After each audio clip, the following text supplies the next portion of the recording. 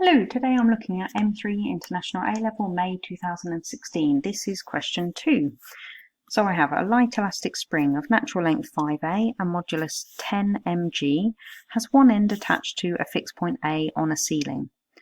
A particle P of mass 2m is attached to the other end of the spring and hangs freely in equilibrium at the point O. Find the distance AO. Okay, so A is at the ceiling, then the particle will hang down below that. So I'll do one diagram to show the lengths and then another diagram to show the forces. So the natural length is here, and it told me the natural length was 5A. I'll call this x0, and the forces that will be acting on this particle will be the weight downwards, so 2mg, because the mass is 2m, and the force upwards will be, using Hooke's law, lambda times the extension over the natural length.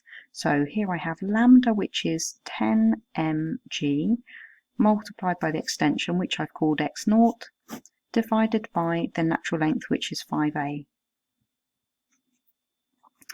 And because this is hanging in equilibrium, then I know that the acceleration is 0, and therefore when I apply Newton's second law vertically, then I get that the forces down equal the forces up. Now here I've got a 10 and a 5 that can cancel and give me a 2, so here I get 2mg x0 over a. I can see 2mg is on both sides, so I can divide both sides by 2mg, and then I'll multiply by a. So x0 is a.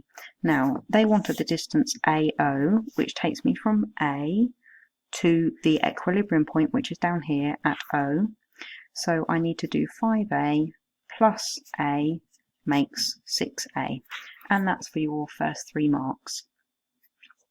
Then it says that the particle is now pulled vertically downwards a distance of half a from O and released from rest. Show that P moves with simple harmonic motion.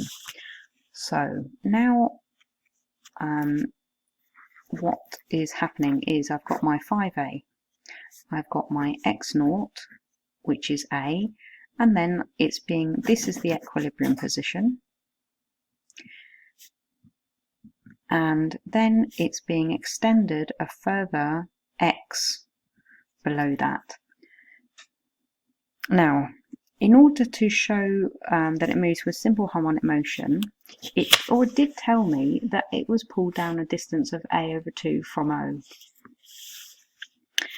So I actually know that this value that I've called x is a over 2, but if I put that in here, then that is only going to be showing me what the forces are at a particular point, and I'm not going to have an x in my equation, and therefore I'm not going to be able to prove simple harmonic motion.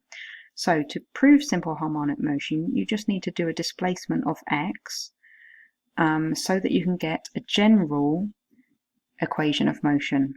Now, if we look at what forces are acting on the particle when it's here, then I have the force down of 2mg. Remember, it's released at this point, so yes, somebody pulled this down, so there was an extra force here, but now that's gone because it's being released from rest, so there's no other force down. And upwards I'm going to have the tension, and so I get this lambda times the extension over the natural length. So I saw from before that when I do lambda divided by the natural length, I get 2mg over a, but this time the extension is a plus x, and as x is being measured from the equilibrium position downwards, then the acceleration will also be measured in that direction. So now I can write down my equation of Newton's second law for this.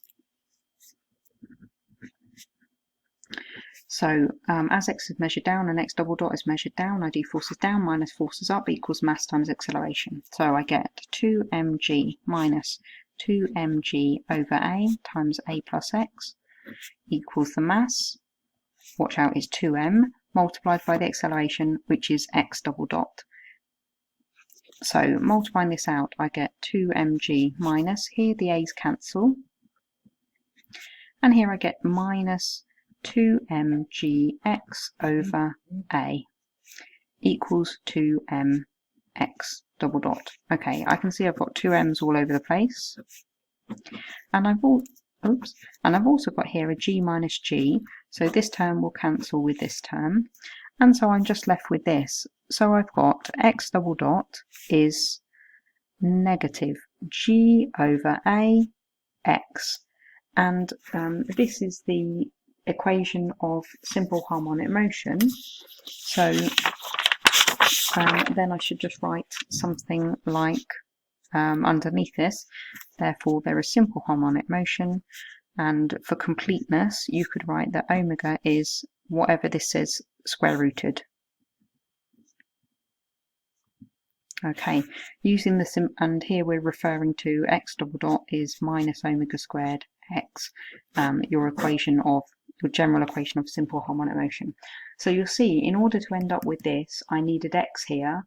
So if I had put in that initial value, then here I just would have ended up with a particular value, which would have given me the acceleration at that moment, not this general equation which proves simple harmonic motion.